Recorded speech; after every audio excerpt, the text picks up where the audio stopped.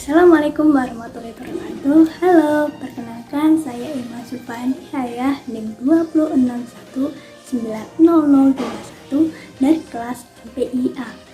Di sini saya akan menjelaskan tentang persepsi dalam psikologi komunikasi. Langsung saja simak penjelasannya. Poin pertama adalah pengertian persepsi. Persepsi mengandung arti cara seseorang dalam memahami sesuatu atau bagaimana ia melihat suatu objek. Persepsi juga berarti proses pemahaman atau pemberian makna atas suatu informasi terhadap stimulus. Stimulus ini didapat dari proses penginderaan terhadap objek, peristiwa, atau hubungan-hubungan antar gejala yang kemudian diproses di otak. Poin kedua, faktor-faktor yang mempengaruhi persepsi seseorang. Ada dua faktor yang mempengaruhi persepsi, faktor internal dan faktor eksternal.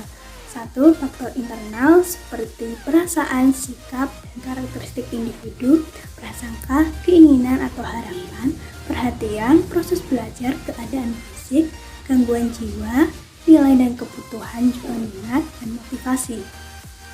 Dan faktor eksternal seperti latar belakang keluarga, informasi yang diperoleh, pengetahuan dan kebutuhan sekitar, intensitas, ukuran hal-hal baru, dan familiar yang tidak dan ketidakasingan suatu objek.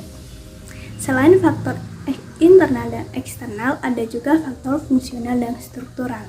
Faktor fungsional berasal dari kebutuhan, pengalaman masa lalu, dan hal-hal lain yang termasuk dalam faktor personal.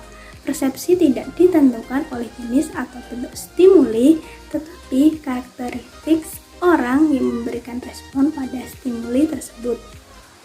Dua, faktor struktural. Faktor struktural berasal dari sifat stimuli fisik yang efek-efek saraf yang ditimbulkan pada sistem saraf individu. Poin ketiga, aspek-aspek persepsi. Pada hakikatnya, sikap merupakan suatu interaksi dari berbagai komponen, di mana komponen-komponen tersebut ada tiga. Satu, komponen kognitif. Komponen ini tersusun atas dasar pengetahuan atau informasi yang dimiliki seseorang tentang objek sikapnya.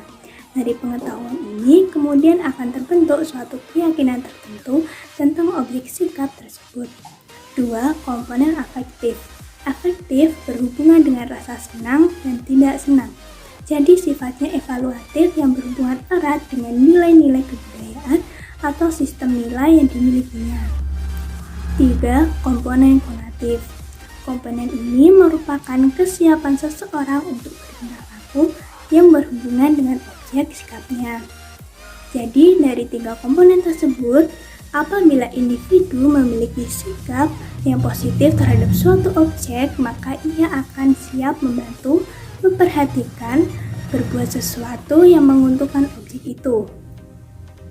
Sebaliknya, bila ia memiliki sikap yang negatif terhadap suatu objek, maka ia akan mengecam, mencela, menyerang, dan bahkan membinasakan objek itu. Jadi dapat disimpulkan bahwa dari suatu kejadian yang terjadi akan sangat mempengaruhi yang namanya persepsi, yang kemudian akan mempengaruhi seseorang dalam bersikap dan berperilaku terhadap sesuatu yang ada di lingkungannya.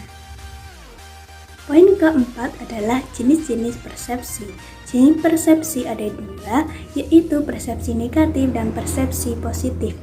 Persepsi positif, persepsi yang menggambarkan segala pengetahuan, tahu tidaknya atau kenal tidaknya, dan tanggapan yang diteruskan dengan upaya pemanfaatannya. Dua, persepsi negatif, persepsi yang menggambarkan segala pengetahuan, tahu tidaknya atau kenal tidaknya, dan tanggapan yang tidak selaras dengan objek yang dipersepsi. Jadi dapat dikatakan bahwa persepsi itu baik yang positif ataupun yang negatif akan selalu mempengaruhi diri seseorang dalam melakukan suatu tindakan, dan munculnya suatu persepsi positif ataupun persepsi negatif, semua itu tergantung pada bagaimana cara individu menggambarkan segala pengetahuan tentang suatu objek yang dipersepsi.